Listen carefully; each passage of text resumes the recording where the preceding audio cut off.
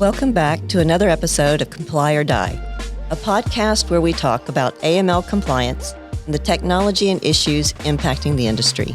My name is Kimberly Smith, and I'm a former AML compliance officer and MLRO, and a co-founder of Silo Compliance Systems. And my name is Charlotte Walton, a recent ACAM certified compliance specialist, learning the trade and representing the next generation of compliance professionals. With the compliance industry undergoing significant change, we are here to share our experiences and what we've learned along this journey. All right, Charlotte, welcome back. We're going to be discussing a couple of conferences that you attended recently. Yep. The first one was the Regtech Conference, Global Regtech Conference in New York City. Global Regtech Summit 2023. And it was the U.S. version, the New York version. So it's hosted by fantastic organization, Global FinTech. They have a Regtech Summit hosted, or I guess located in the EU, somewhere in Europe. And so this was the second year that they decided to have a U.S. version. And it was fantastic. And what made you decide to go to that one? So I was doing some market research and came across Global FinTech's Regtech 100 list. And it's a publication that they do of, I guess it must be 100. I didn't get to the bottom of the report, but it's, 100 exciting up-and-coming regtechs, regulatory technologies, across industries, across regulations as well. So not just the AML? Oh, no. Yeah, GDPR compliance, SOC 2 compliance, so kind of technology, cybersecurity, financial regulation. I even saw something on marketing. Yeah, marketing compliance. Marketing compliance. I still haven't quite figured out what that is. I don't know if it's compliance within marketing or it's marketing compliance. From what I could tell, it was when people are selling securities and they're marketing their services. Yeah. You often hear, I'm sure, things like, this is not investment advice, kind of warning. So I think it's to make sure that the regulations around marketing investment advice is being followed. Yes. Yeah, marketing compliance was very well represented at the Regtech Summit, and it was really interesting to kind of talk to some people that weren't in the AML space. Okay. Which was really fun. Was it mostly tech vendors? Yes. Or it was a lot of tech vendors, some, consulting advisory. Okay. And I think you told me that you saw of the RegTech vendors there was, what were the types of RegTechs that you saw? So ID verification was a big one this year, and I imagine it kind of always is. ID verification, transaction monitoring, suspicious activity monitoring, and of course, a lot of AI and AI-enabled technologies. Did there seem to be a lot of hype around the AI and AI technologies? Yeah. I think no more than usual, no more than at any other conference. But, there were two technologies in particular that I talked to and I found really fascinating, where it was, I don't know how quite to explain it, but it was that kind of focusing more on the not suspicious behavior, focusing on eliminating your false positives when it comes to suspicious activity and, potential hits, screening hits and stuff like that. Okay. And of course, a lot of that is AI enabled. Okay. So that was really interesting. Yeah, that would save a lot of time because it's the false positives that can drag people down on their workload. Cause I think it's generally and another few of the vendors were data providers, document providers, like original document source, integration. Okay. And so I think it's the trend right now is we've kind of figured out transaction monitoring, right? We've kind of figured out the phase one of a lot of these technologies. Now we're in that enhancement stage. We're trying to figure out how to bolster those technologies, support them better, make them more accurate, make them easier to use. We're kind of in this new era of like, like the really clunky cell phones that you had in the 80s. And in the 90s, we had flip phones. We had a drastic, reduction in size and friction. With more processing power. Yes. What is it? It doubles in speed and halves in size every year. That's true. Yeah. And what kind of people were there attending? It was a massive mix. So it was about somewhere between 200 and 300 people total. And it was people from across all industries, all practices, in many, many different positions. So, there were some analyst kind of level people, people working specifically in the hands-on compliance roles. And then you had a lot of managers, executives of compliance, of risk, of technology. We had CTOs, chief of risk. I don't know if that's a real title, but chief of compliance. We had investor groups as well. People looking to invest in companies that are building really exciting technologies, and then companies looking to buy innovative technologies. Did you see or feel like there was any excitement around one particular technology? Like one particular vendor, or just like a particular trend in technology? A particular trend. I think, obviously everyone gets really excited about AI and the AI-enabled technologies. I think, again, people really liked the one I mentioned earlier, where it's like focusing more on the good behavior and not, the bad. It feels like a really exciting pivot in transaction monitoring and regulatory technology, where it's very out of the box thinking, and that's pretty much exactly what RegTech needs right now. Okay. And what I will end up talking about later with the Sanctions conference is we are at a point where, and this is something that we discussed in one of our previous episodes, is there's just like information overload.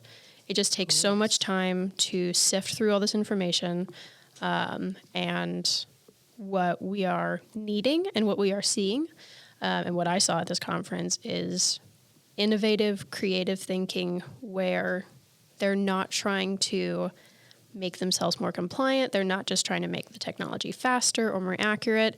They are trying to eliminate the information overload that we have kind of built. Brought ourselves. Yeah. Okay. People are saying like this, we may have made this bed, but we are not going to lie in it. And again, like this is something that we talk about a lot, is how can we use AI in a way that's actually productive, and not just kind of for the sake of it. Okay, so it's kind of like getting rid of the excess noise that we don't need to find our true risks. Yeah, exactly. And that's deep in our databases. And it's really exciting to see, because this is something I feel like I'm repeating myself, but we always say like AI won't replace a compliance officer, right? Never will. I don't think so. No. But what it can do is it can kind of, and this is, I think, everyone's general view of AI and these kind of automated technologies. They are going to free up the human aspect to do the human thinking, right? Right. People who are spending 90% of their time sifting through screening hits or, transaction hits, they are hopefully not going to have to do that in the next few years. And I'm thinking we're really on the edge of this. Okay. There's already several technologies out there that are, claiming to do this. Right. And we're going to now free up our compliance officers, our sanctions experts, our export control, compliance teams to put their thinking caps on and like actually get their hands dirty with the data and with, their due diligence. And not just be buried. By the data and the workload. Yeah. And that's where the compliance comes from. Okay. That's where the real results come from, is when you put your own eyes on it and you actually have the time to put your eyes on it. Right. Because it's really, every time a case file comes across someone's desk, they have to spend a lot of time with it. They have to really think about it. They have to really evaluate it. They have to look for what is there and what isn't there. Right. So you didn't feel like people were looking or shopping for more data. That doesn't seem to be what they're looking for. That they're looking for more the noise reduction. Mm-hmm. What about like reduced friction of onboarding clients? Were there any tools out there that were showing that? Yeah. So the ID verification companies or the softwares that are saying that that's what they do, it's usually tied in with onboarding. Okay. They kind of package those two things together. Okay. What about analytics as far as compliance performance or? It is becoming more of a prominent feature. Okay. I guess. There don't seem to be a lot of technologies that's all they do, right? All they do is the front end reporting or analytics. Okay. But that, every technology you see, they're like, oh, and we have a great dashboard page, and we have customized reports, and we have, configurable analytics. Okay. That is, clearly getting more and more important. But I will say, I get a sense of, they're a little bit outdated. I think, again, a lot of these are really hefty systems.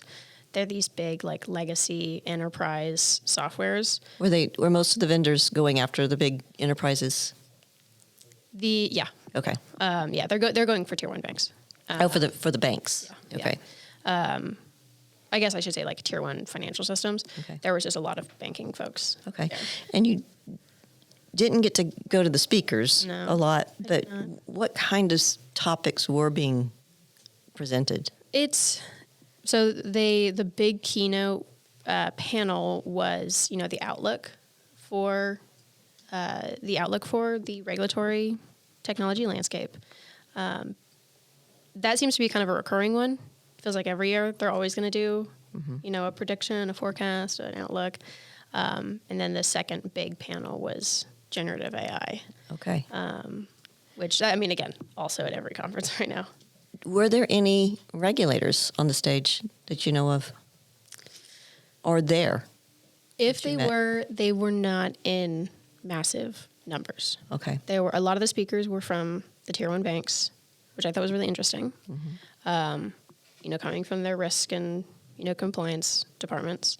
Yeah, I guess I won't name names. Okay, yeah. A lot of big banks. And did anyone speak on the implementation of technology? I do think they, again, I didn't attend the panels, but they did have topics, or they did have discussions on the implementation, like how to sync your compliance program with your technology. Okay. And you presented as well. That was your first time. Congratulations. Thank you. It was absolutely nerve-wracking. I'm sure it was. You want to kind of tell us a little bit about that? Yeah. How that process worked? So as part of, and again, even just finding the conference in general, I saw this Regtech 100 and I was like, oh, Global FinTech, what do they do? And then register now for our conference happening next week. And I was like, I happen to be there, this is just what a wonderful opportunity. And so I ended up going. Then I think, what was it, like a week before? Or I guess as part of the registration, they have an option to submit an application to do a live demo at the conference. And they say, like, you're in front of all these senior delegates. They will vote. The delegates, will vote on who they want to see. So tell us a little bit about yourselves. Tell us what you serve, what regulations, you specifically target. Yeah.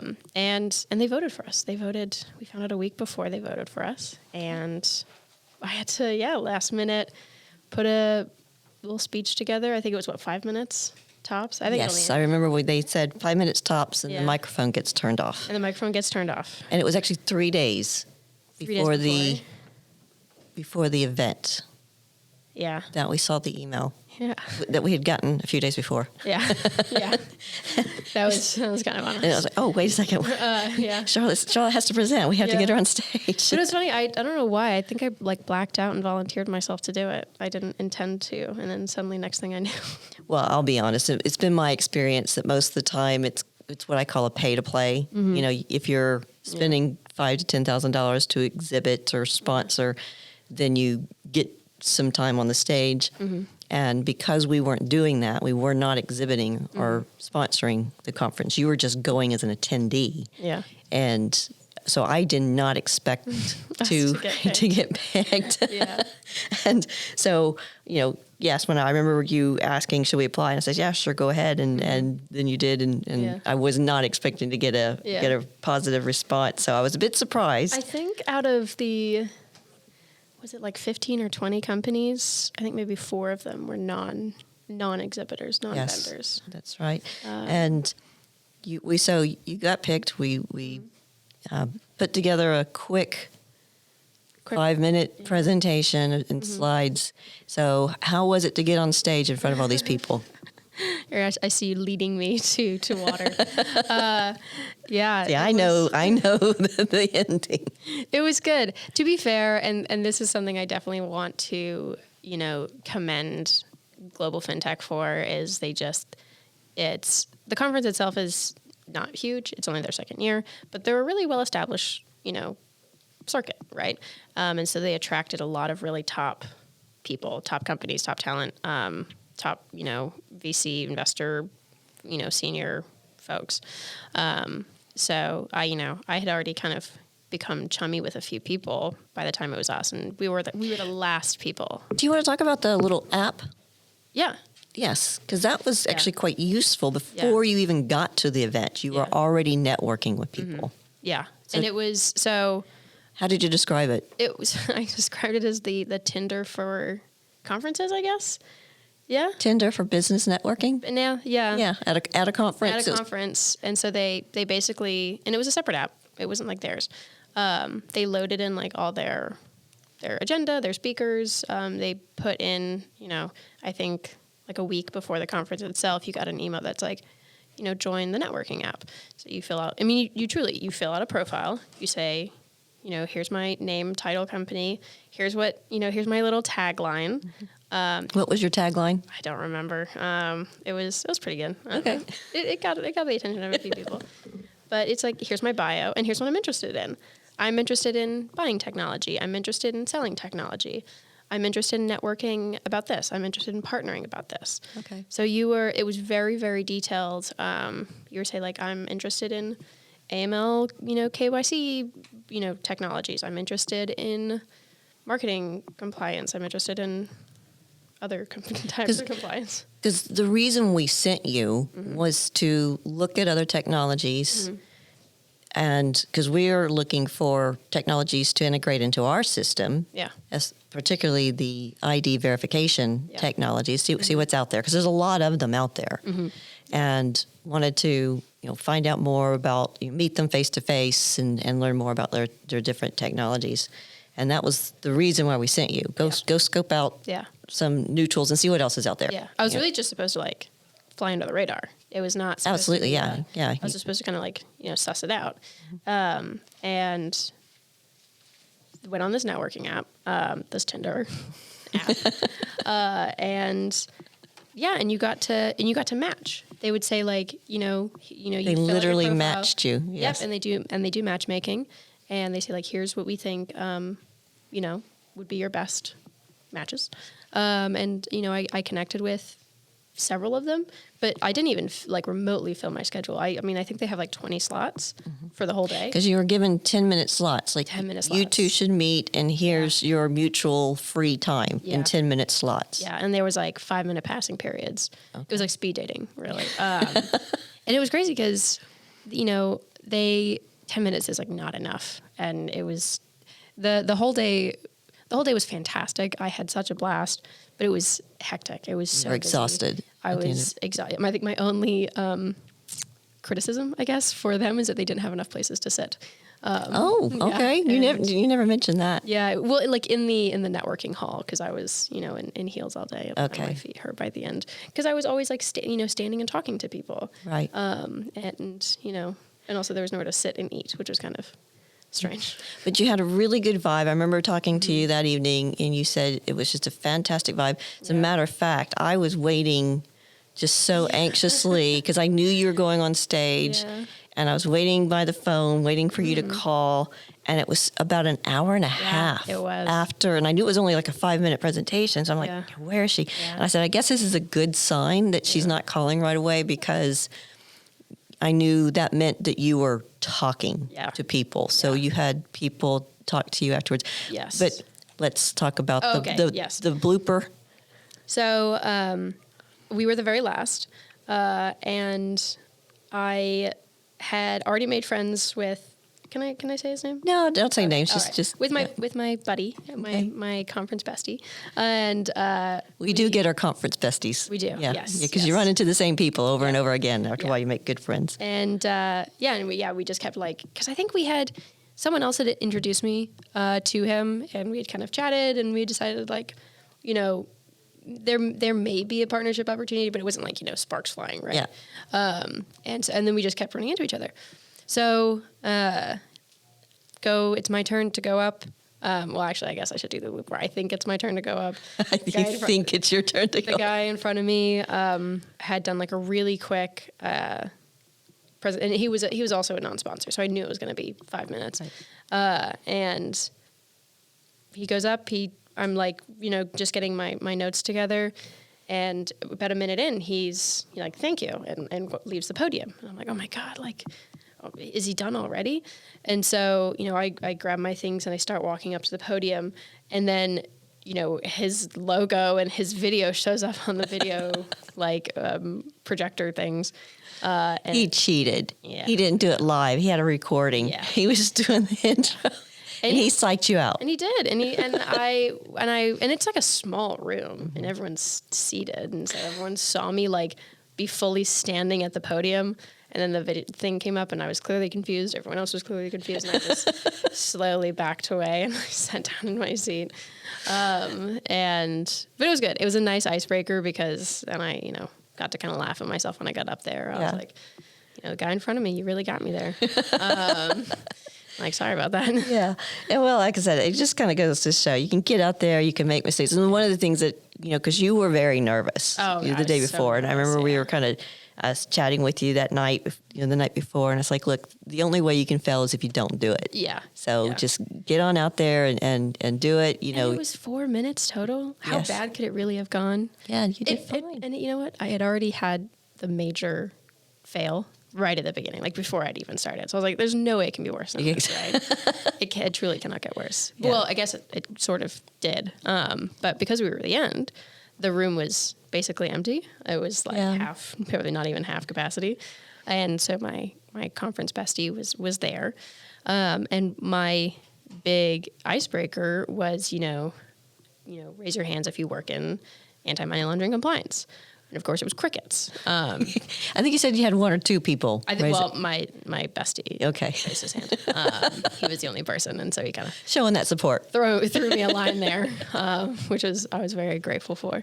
And we have since connected. We have, after the conference. Yeah, you met quite a few people. It's really good, and we've had a few conversations now with some very good technologies that look very interesting. So we'll be exploring those with our head of partners. And I think that's the thing that really kind of blew me away about the Regtech specifically, or Regtech Summit, was just how open and friendly and everyone was just so willing to collaborate. Right. There was no sense of competition.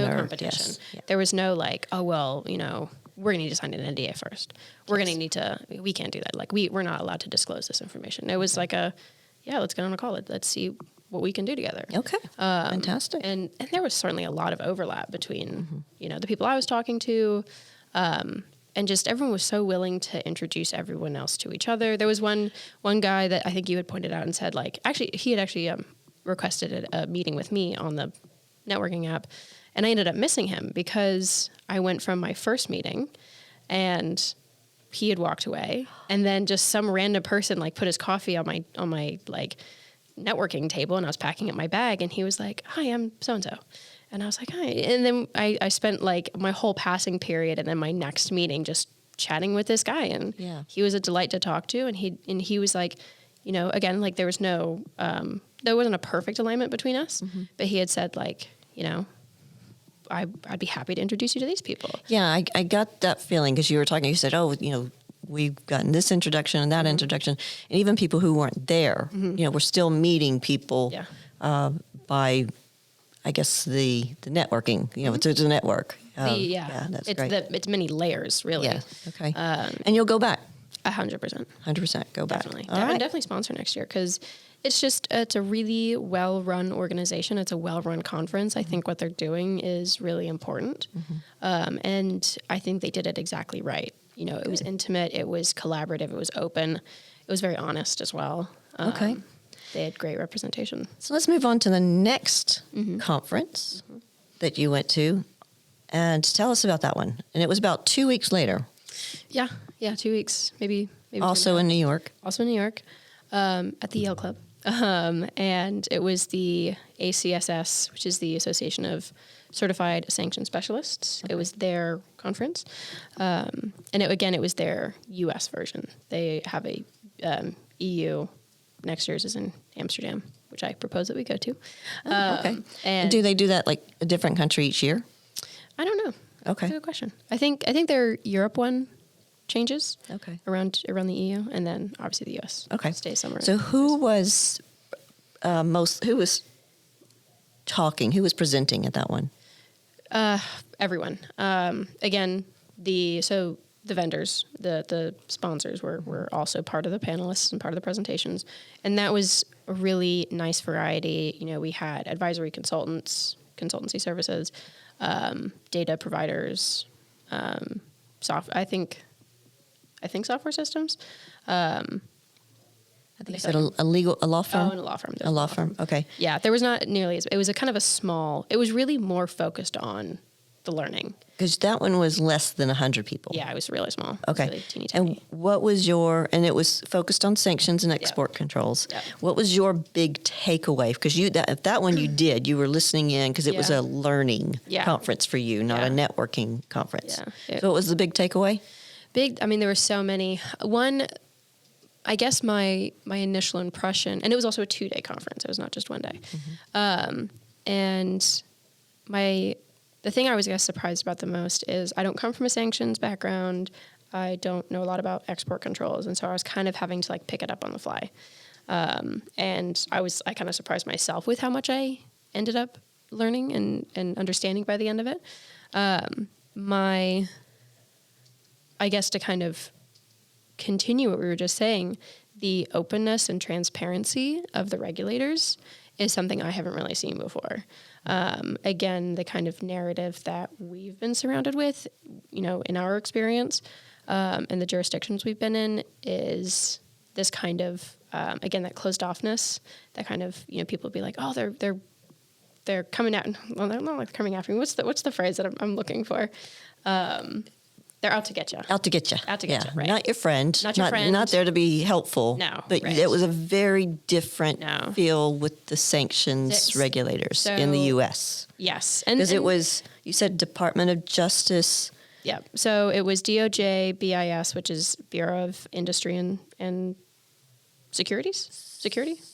Pass. Something. Don't know. Industry is the important one because they focus a lot on the industry and stuff like that. And OFAC. They were there. Okay. And every regulator that was there talked about, hey, if you have a question, just reach out to us. All of our contact information is online. Right. And it is. You can call up the DOJ and reach your, local office. You can call BIS and, BIS and OFAC work pretty closely together. And so if you need clarification on something or you are just generally confused. Because you said at one point they were really encouraging self-disclosure if you found that you had breached sanctions. So, and I'll come back to that part later because I think the big takeaway is that, and I hope the people listening will take this to heart. And I think this is probably what they need to hear, is that everyone is just as confused, especially, and I don't know if this applies to stuff outside of sanctions or outside of export controls, but within sanctions, everyone is just as confused as everyone else. The regulators know that they're not providing a lot of guidance. The regulators know that the regulations are confusing, and they go, we're just trying our best. Like, we're just working off what we know, and we don't even know a lot. And so that's why they say, like, help us to help you. And so where that self-disclosure comes in is that they, again, I don't know if this applies to anything outside of sanctions, but one, they encourage, preemptive, like, hey, are we doing this correctly? Are we compliant? Or, what is the technical definition? They will sit down with you and they will help you with these kinds of things. And on the technical definition, you're talking about specifically about the OFAC 50 rule? Yeah. Is that how they refer to it? Yeah. Okay. 50%. Well, so I'll get to that part later. But if you do think you're in violation, or you think that something has happened, they do encourage self-disclosure or voluntary disclosure. And they are, if you do that, if you come forward as soon as you know, and you kind of have to be honest. You can't be like, oh shoot, we're never going to get out of this. We might as well self-disclose. Like, it's a good faith system, right? Okay. So they say, disclose as soon as you can, and we will help you. And the worst you're going to get, I guess don't quote me on this, this comes with a caveat, I do not work for OFAC, is, remedial action. They are not. Which will just be like, okay, let's work on a way to improve the processes or the system settings or whatever that you've got going on. They are looking to help you. And when you do self-disclose in an instance of a violation of something, it helps them. It helps OFAC understand what are the bad actors doing. Right. What channels are they using? What does their suspicious... It just adds to the list of, not typologies, and their red flags. The more data that OFAC has, the better. Okay. I liked how when we were chatting about it, you mentioned something, and I thought you put it very well. You said it's not a moving target, it's just a growing target with export controls and sanctions. And it's because just the list keeps growing and growing. Yeah. And so I think, right, those technical definitions get confusing. And I think that's where a lot of people need guidance, but it's those sanctions lists. Again, they don't shrink, they don't change. Nothing about it is wildly different than it was, 5-10 years ago. It's just a heck of a lot longer. Right. And those HS codes, I can't remember what it stands for. What was it again? HS codes. HS. Yeah, it's like Harmony System Service something codes. I've never heard of that. I'll Google it. Okay. But it's basically the goods control. So it's like the dual use goods. Right. So, if you're in like trade compliance, you want to look at your cargo list. And for those who don't know, the dual use goods are the components that could be used to make a weapon of mass destruction. And those are sanctioned. And those are, sanctioned. Of course, and the reason why they're called dual use goods is because they can also be used in, it's not a weapon of mass.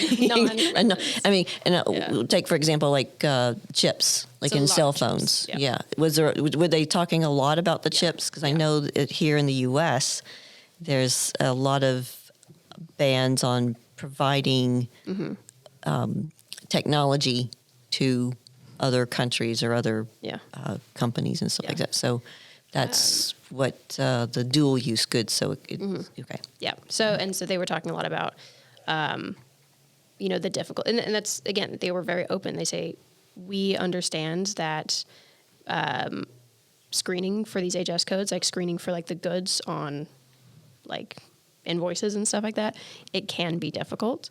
And I think that's something that they're working on. Oh, that would be a good AI technology. Yeah. Go screen a bunch of invoices and cargo manifest, I guess is what it's called. Yeah, but it's mostly because the the systems are not exactly readily available. Okay. And so again, there's very much an acknowledgement of, we know this is going to be hard. We know this is going to be difficult. Try your best. Okay. And would you go back to that? Yes, I would. 10 out of 10. Would you? And they actually have that particular organization. What was it called again? AC. SS, Association of Certified Sanctions Specialists. Okay. And they actually have a certification program to be a sanctions specialist. So if Yeah. anybody was wanting to get into that very specific. So it's a CSS certification. Okay. So it's the same thing as ACAMS? Right. ACAMS being more money laundering Yep. certification, their sanctions certification. Mm-hmm. Okay. Was it an older crowd, younger crowd? It was very, very mixed. Very It was mixed. It was really fun. There were people there very close in age to me. Okay. I don't know if I was the youngest. Actually, there was one person, a consultant, actually, from out of Boston, who I think was a year younger than me. Okay.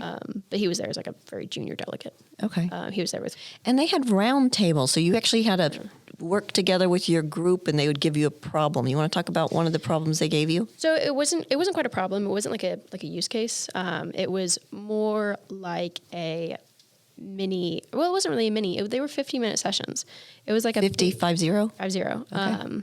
They were like a class. It was like you sit down in your classroom and your teacher teaches. And so, what did I attend? I think I did export controls in insurance and the supply chain, which was really interesting. Okay. That's tying together a lot of different topics. It's sanctions, it's, trade-based money laundering, it's insurance. And it's impacting the insurance companies because they are insuring the goods as they're being shipped? They are insuring the goods and the delivery, I believe. Okay. And the this was just an episode on suits, and so I'm trying to remember what terminology they use. So it's the insurance of the cargo companies. And so cargo company inadvertently ships sanctioned goods. They get slapped, and it hits their insurance. And so the insurance is trying to say, where does the liability fall? Is it on us, or is it on cargo? Oh, interesting. Okay. So, it was really, really cool. Okay, And- so that's the reason why insurance companies have to be so. Yeah. Okay, interesting. And so one of the big topics that they talked about was the oil cap, the Russia oil cap, or price cap. And again, does insurance have the responsibility of also doing due diligence on their clients, I guess? Their customers, Their clients' customers, I guess, Yeah. is what it would be. So it was just fascinating. And then I did a session on the OFAC 50% rule, just to kind of get some definitions on that. And I can remember when that came out, I want to say 2016, 2017, yeah, about. I can't remember. I can remember listening to an OFAC presentation. It was like a webinar, and they were showing us how the 50% rule was broken down. So it sounds like that is still confusing. Still an issue. Yeah. Really? And so that was one where they did give us some. I think they had a few different problem sets, but we only ended up getting through one, and it was a kind of all right, here's your corporate structure. Right. This person is a sanctioned individual. What do they call it? Designated SDN. SDN, sanctioned designated national. National, yeah. Something like that. Where is 50? How do you calculate where the 50 is? Because if you kind of drill what some people call drill up or drill down Right. into the ownership of the structure, if the sanctioned individual owns more or controls more than 50%, then that particular company is. But if they did not, then you could still deal with the company, which is kind of confusing because you would think. It's very confusing. Well, and it depends on, and I wish I had the problem set in front of me, because now that I think about it, it was really interesting because it was kind of 3 tiers. So it was there's four companies at the top. They both own 50% of two companies, and then that company owns, like half of the bottom one. And one of the top four was a sanctioned entity. Okay. And so we're like, no, it doesn't apply. It's diluted. It's less than 50. And I forget the exact details when we do the webinar. Okay. Bring this up. Okay. Well, yeah. And it was actually they were, even though it seemed to be less than 50%, there was something about the jurisdiction because it was two different people. It was regulations in Canada. I forget the specifics because I didn't sign up for that one, but it was one of the Canadian compliance, sanctions compliance people teamed up with the person presenting the OFAC 50% rule. And so she was saying, like, depending on the jurisdiction, it's like calculated differently. It was interesting. I didn't know that. It was very interesting. All right. So that's your next project. Yeah. Is to find a good speaker on the 50% rule. Yeah. And let's do that on an AML Gray Matters webinar because that would be a really good one to have with the some good visuals. Yeah. Explaining that. Okay. The person who presented the roundtable on that, I really want her to come on because she was great. And it's just like mind blowing. You kind of think again, like we're like, oh no, this doesn't apply. And she's what organ was she with? OFAC? No, she was with a private organization. Like a law firm or bank. Or with the bank. Okay, so she would have understood it quite well, hopefully. Yes, and it was really good. And then the last round table I attended was sanctions, evasion, red flags. Red flags. And Okay. typologies. And I will say I think the lesson other than, or like I shouldn't say the lesson, the message of the whole conference, other than, again, try your best, self-disclose, we're just as confused as you are. This is ever-changing, ever-growing with the series of conflicts. And this was... Yeah, it's only going to get worse. It's only going to get worse. So this was, the conference was on October 12th and 13th. So right after. So this is right after. And this was actually the day of the news broke that they had re-sanctioned the Iranian bank accounts. Okay. Because remember, they had opened up those assets. That's right. I remember and that. And I had read about it the day before just to do my sanctions research. And then the next morning, they announced that they had actually refroze those assets. Right. And so I was waiting for news of new sanctions being put on. Okay. Being put on, countries involved. Okay. Because then, of course, I think the news broke that like Iran was involved. Okay. All right. Well, it's good. So 2 good conferences. 2 great conferences. And that we will be attending again. Okay. All right. Yeah. Budget. Expand the conference budget for 2024. Exactly. All right. And great. So that's fantastic. Thank you very much.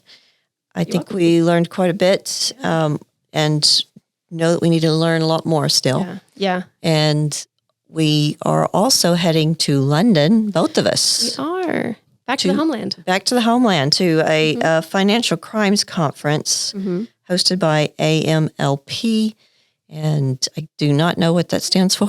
I don't either. Anti-money laundering professionals, I think. Yeah. AMLP, yeah. It's the AMLP Financial Crimes Conference. Right? Yes. The whole Yes. thing. Yeah. And so that's going to be in London. Yeah. And you're speaking. I am. You're a I'm a panelist. Yeah. We're going to be talking about AI, artificial intelligence, and ML, machine learning. And machine learning, Yeah. which is a subset of AI. Yeah. So, and with some very good speakers as well. So, some other panelists as well. So I'm looking forward to that, and it will be great. So we will give an update on that on our next episode of Comply or Die. Thank you very much for joining us. Until next time. Until next time. Bye. Bye.